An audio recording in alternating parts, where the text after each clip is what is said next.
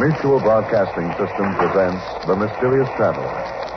Written, produced, and directed by Robert A. Arthur and David Cogan, and starring two of radio's foremost actors, Ralph Bell and Brett Morrison, in The Planet Zevius.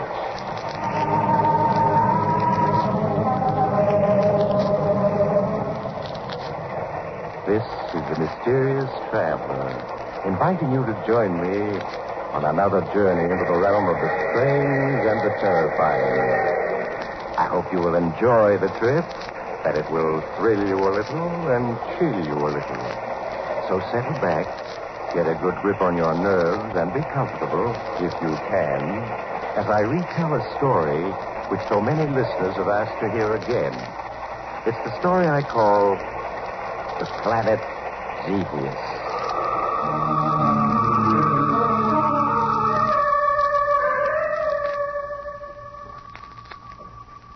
Our story begins in a large, darkened laboratory filled with intricate machinery and instruments.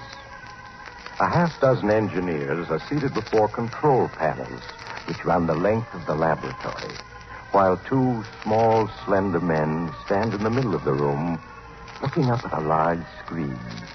A screen which reveals the celestial heavens to them. The two men follow closely, anxiously, the movement of a pinpoint light across the screen. Signal's coming in much stronger, Commander. Yes. The ship is approaching the stratosphere. I think that this time we've succeeded. Let's hope it all goes well in the landing. Yes, we've waited so long for success. Pay close attention to the controls, men. The IPX-4 will soon enter the stratosphere. Prepare to land it. Pardon me, Commander Destro. Yes, what is it? My name is Vidray. I've been assigned by the Scientific Council to act as historian for the work you're engaged in. I see. Well, you come at a most momentous time, Vidray. If you look at the screen above us, you will see history in the making. Oh, allow me to introduce Professor Capaccio, our chief scientist. How do you do, sir? I'm happy to meet you. You were saying, Commander, that history was being made this very moment? Yes. You see that small pinpoint of light on the tetro screen? Pinpoint of light? Oh, yes, I see it. That is the IPX-4, Interplanet Experimental Ship number 4. This year will go down in history as an epoch-making year. Do you mean that you've actually succeeded? Excuse me. The IPX-4's entered the stratosphere. Attention, Master Control. Prepare to land the IPX-4. Switch on retarding jet number 1. Switch on retarding jet number 1. Switch on retarding jet number 2. Switch on retarding jet number 2. Instrument reading. Speed, 1,200 miles per hour. Altitude, 60,000 feet. 900, 40,000. 700, 30,000. 500, 20,000. 300, 10,000. Speed, 100 miles per hour. Altitude, 2,000 feet. Signal base crew to stand by. Base crew signal to stand by. Instrument reading. Hovering 500 feet. 300. 100. Flight completed. The IPX-4 has landed, gentlemen. And with it, a new era has begun. An era in which we shall travel through the entire solar system to other planets. You finally succeeded. Yes. And the crew, they came through without any injuries or ill effects? The entire flight was controlled by us from this laboratory. The only crew we had on that ship were animals. The animals are alive and well. The flight vision screen aboard the ship permitted us to see and hear them every moment of the flight. Now there remains but the final step. A flight with human beings as the crew? Yes. We shall start to prepare for it immediately.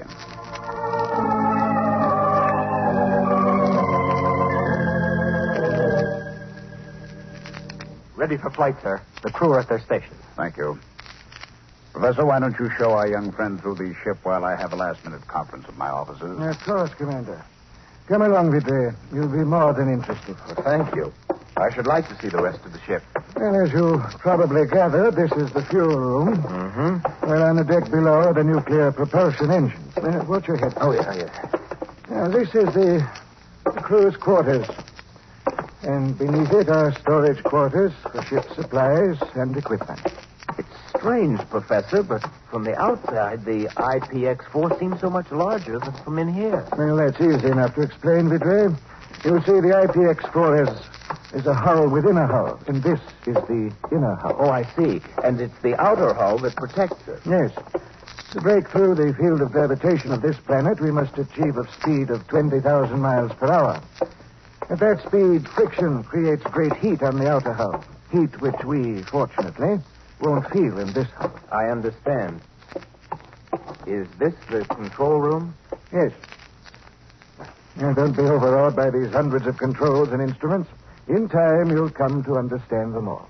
That large screen, is that the eye of the ship? Yes. Once we're in flight, what lies before us is projected on the screen. Stand by, Zal, for flight orders. Yes, sir. Stand by for flight orders. Oh, gentlemen, the moment has arrived. Sound warning signal. Sound warning signal.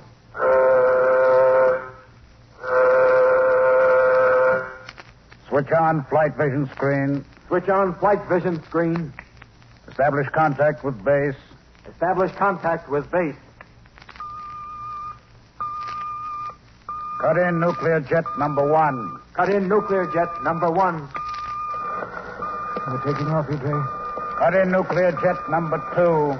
Cut in nuclear jet number 2. Instrument reading. Rate of flight, 500 miles per hour. Altitude, 1,000 feet. Rate of flight, 2,000 miles per hour. Altitude, 150,000 feet. Don't worry if you start to black out, Vidre. It's to be expected. The crew is conditioned for it. Rate of flight, 5,000 miles per hour. Altitude, 140,000 feet. Rate of flight, 10,000 miles per hour. Altitude, 300,000 feet. This is the crucial moment, Vidre. Rate of flight, 11,000 miles per hour. Altitude, 500,000 feet. Rate of flight, 13,000 miles per hour. Altitude, 700,000 feet. Feel that surge, Professor? We've broken through. We're in space. Yes.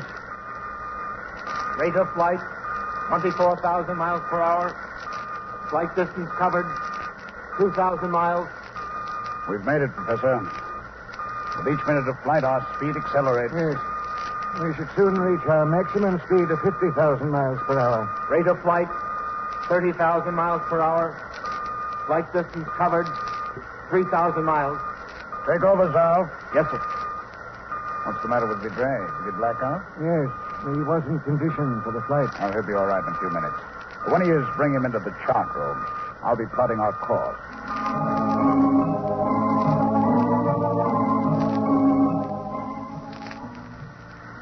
Come in, Vidre, Professor.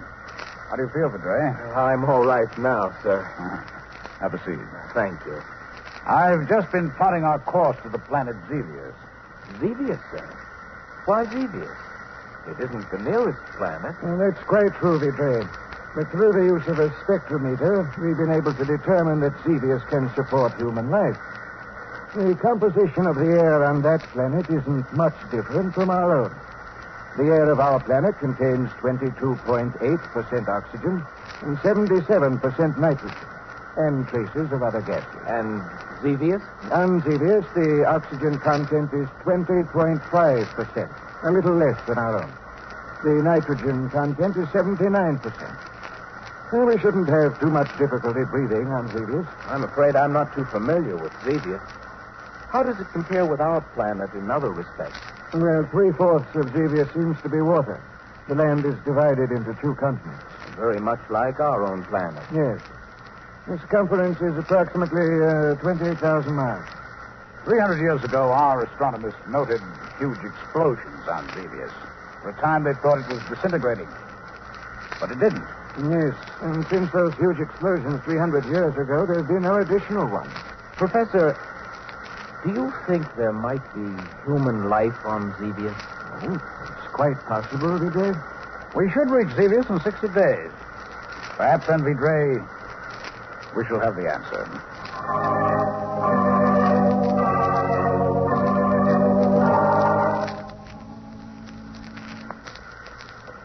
Stand by to land on Zevius. Attention, crew members. Stand by to land on Zevius. We're approaching Zevius already. It's exerting a strong pull toward its surface. Yes. Switch on radar sender. Switch on radar sender. Our radar signals are reaching Zevius and being reflected back off its surface. As we get closer, the speed of the signal will accelerate. I see. Cut nuclear jet number 2. Cut nuclear jet number 2. Cut nuclear jet number 1. Cut nuclear jet number 1. How quiet it is. Seems strange not to hear the engines after 61 days. Instrument reading. Rate of descent, 500 miles per hour. Approaching stratosphere. Altitude, 400,000 feet. Rate of descent, 600 miles. Altitude, 300,000 feet. Our speed is increasing. Why? We're in Zevius orbit. Gravity is pulling us down toward it. Switch on retarding jet number 1. Switch on retarding jet number 1. Instrument reading. Rate of descent, 400 miles per hour. Altitude, 200,000 feet. Professor, look.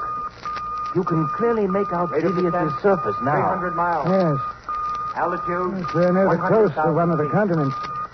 That small silvery thread is a river flowing into the 100 sea. miles How per hour. green it is.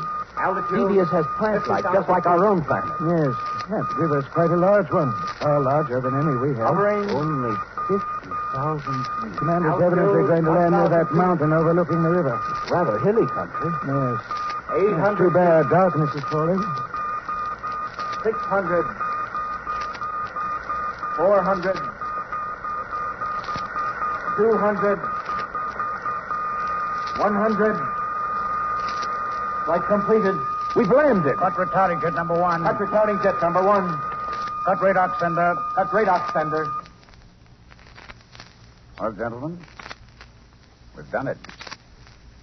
Flown 80 million miles from our own planet to Zevius. Congratulations, Commander. Thank you.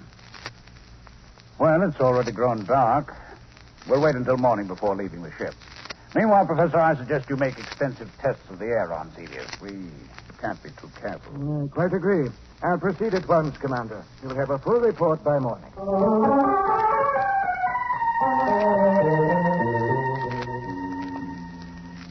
Good morning, Professor. Good morning. Good morning, sir. Well, I've made a thorough analysis of the air, Commander, and it substantiates our earlier findings. In other words, we can live out there. Yes. Well, we may find ourselves a little short of breath now and then due to less oxygen than we're used to. It's perfectly safe. Good. I'll give orders to have the nuclear copter assembled for flight. The three of us will make an exploratory trip over this area. Be prepared to leave in exactly 1 hour.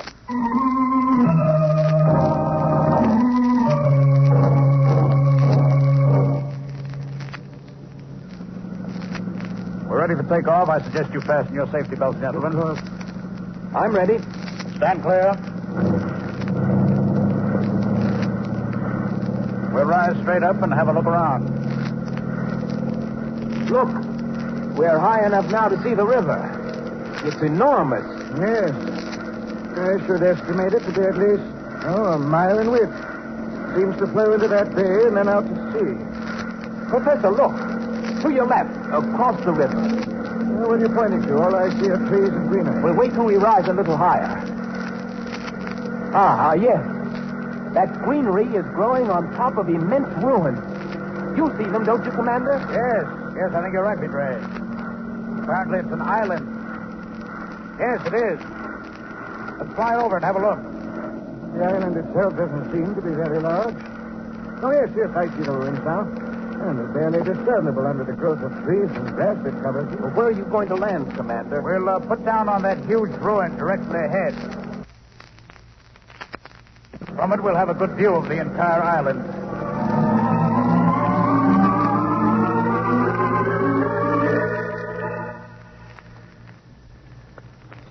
These ruins are truly amazing, Commander.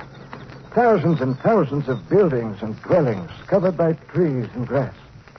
These are the ruins of a great civilization. How old would you estimate these ruins to be, Professor? And from a rather hasty study of the plant life that's grown over it, I should say approximately, 300 years. 300 years. Do you think those huge explosions our astronomers saw on this planet 300 years ago might have wiped out this civilization? That's quite possible, Commander. Where's Vidre gotten to? Oh, there he is. Oh, Vidre, don't get too near the edge. You may fall over. I'm being quite careful, Professor. I just wanted to see what was below us. This ruin we're standing on must have been a huge building leveled by some great force. If you look over the edge, you'll see that it slopes down to what seems to be streets. Streets? Yes, very much like those on our own planet. It would be quite possible for us to make our way down the side of this ruin to the bottom. Can't be more than 200 feet. What do you think, Professor? Why not? By all means, let's descend and have a look around.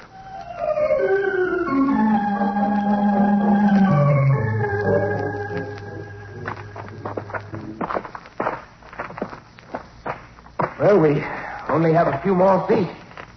Watch your footing here. These rocks keep giving way beneath me. Yes. It'd be quite easy to break a leg here. You all right, Professor? Yes, Commander. Well, here we are. Oh, it seems as though we've descended 1,000 feet instead of only 200. Yes. It's rather dark down here. Everything's in shadows. Yes, you were quite right, Vidre. Beneath this rubble we're standing on, there seems to be a paved street. Let's have a look around, shall we?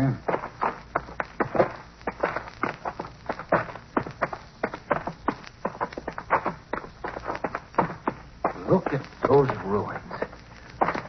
They seem to have been huge buildings. Yes, if I'm any judge, they must have been 7, 8, perhaps 1,000 feet high. Apparently, this civilization was almost as highly developed as ours before it was destroyed. Yes. Professor, do you think it's possible that there may be descendants of the people who built this civilization? It's possible, of course, but as yet I've seen no signs of them. Look, there's a building which hasn't been entirely destroyed. Let's have a look inside. Yes, by all means. Perhaps we'll discover objects that will give us more information about the race that once lived here. How huge that entrance is. It looks quite dark in there. Unfortunately, I have a small torch. Come along.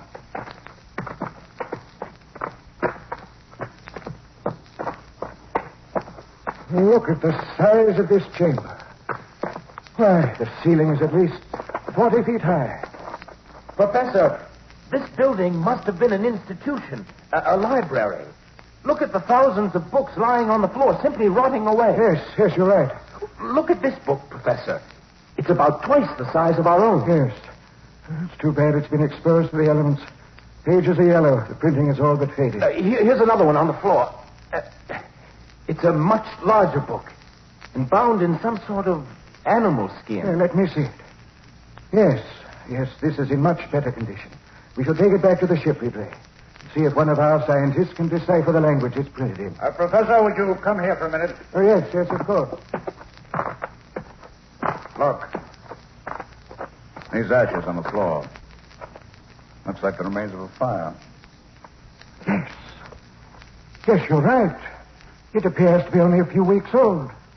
A few weeks old? Then that means... Yes. There were survivors of the Holocaust that destroyed this civilization. Their descendants may be here, in these ruins, watching us. That's quite possible. However, we're armed. I wonder what they look like. Perhaps after a time when they get used to the sight of us, they'll show themselves. Yes. What was that? Sounds like a signal of some sort. Yes, you're right. I suggest we leave, Commander. Yes, come along.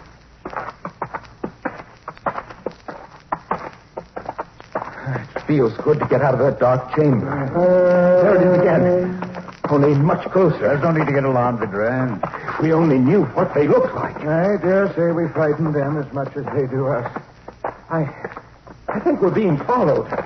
I saw a huge figure back there slipping from one ruin to another. Oh, nonsense, Vidra. It's your imagining. Yes. Yes, I think you're right. For a moment, I caught a glimpse of someone behind us, too.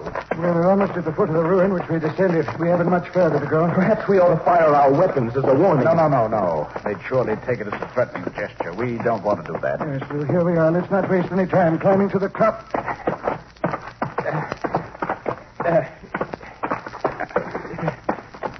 Yes, they still seem to be following.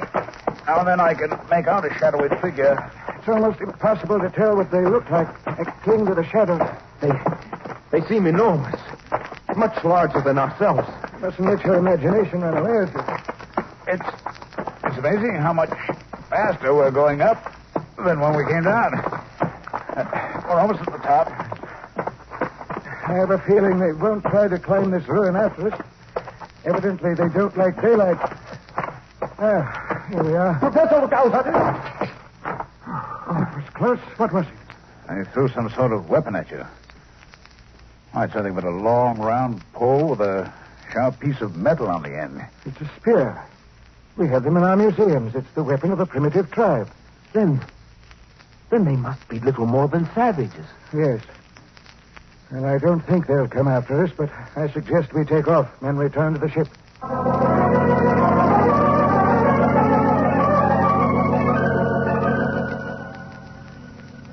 Ralph? Yes, sir?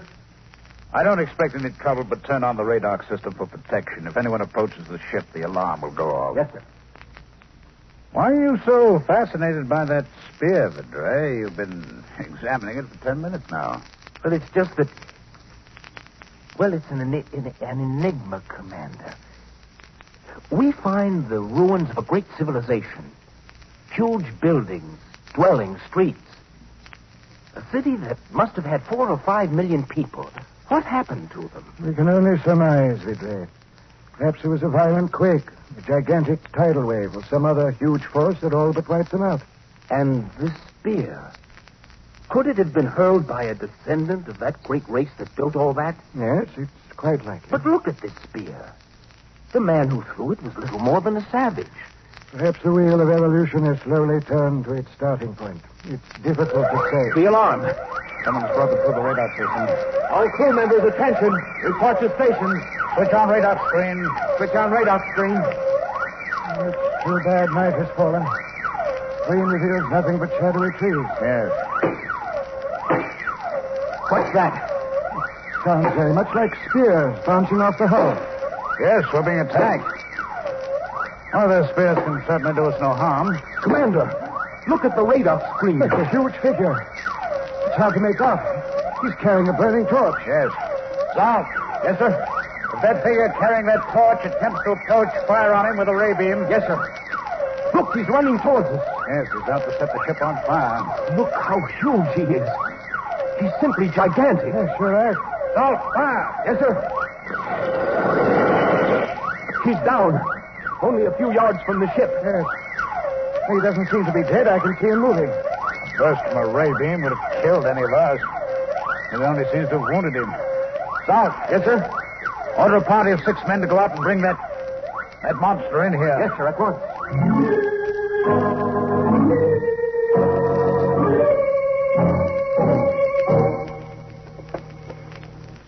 They're bringing him in now, Commander. Yes.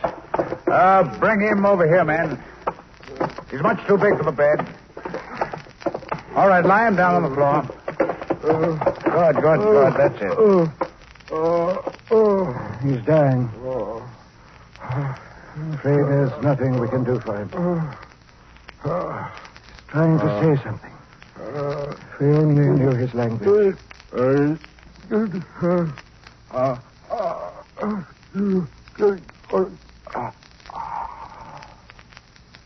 Professor.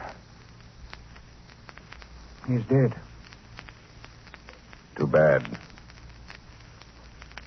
Sorry we had to fire on him. I was hoping we could establish friendly relations with the people of Zevius. Look at the size of him. He's gigantic. Even larger than I thought. Yes. You must measure at least here. Let me see. Professor, the leather-bound book you found in the ruins. I've succeeded in deciphering the language. I've already translated the first 2 pages. Be patient a moment, Ledro. I want to finish my examination of this man of Zevius.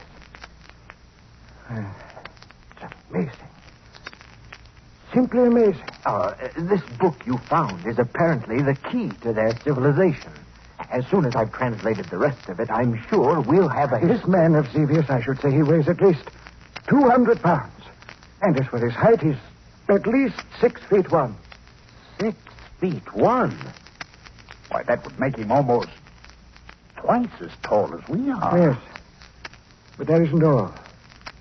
He only has 5 fingers. 5 fingers? Are you sure? Positive. Please, sir, I wish you'd let me read you the translation of the book you found in the ruins. Oh, yes, Ledro. By all means. Go ahead. Well, I've translated only the first 2 pages. It begins this way. When God began to create the heavens and the earth was a desolate waste, with darkness covering the abyss, and a tempestuous wind raging over the surface of the waters. It's evident, sir, that this planet we know as Zevius was called Earth by the race that wrote this book. Earth. I wonder what happened to the people of Earth that brought their civilization to an end.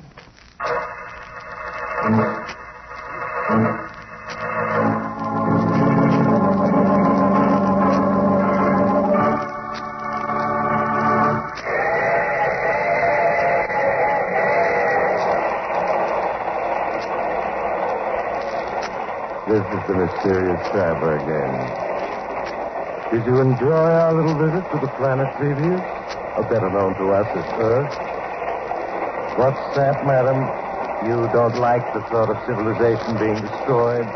Well, fortunately, it doesn't have to happen. Not if we don't want it to. Oh, by the way, all names of characters in this story were fictitious, and any resemblance to the names of actual persons is strictly out of this world. And, oh, you have to get off here. I'm sorry. But I'm sure we'll meet again. I take this same train every week at this same time.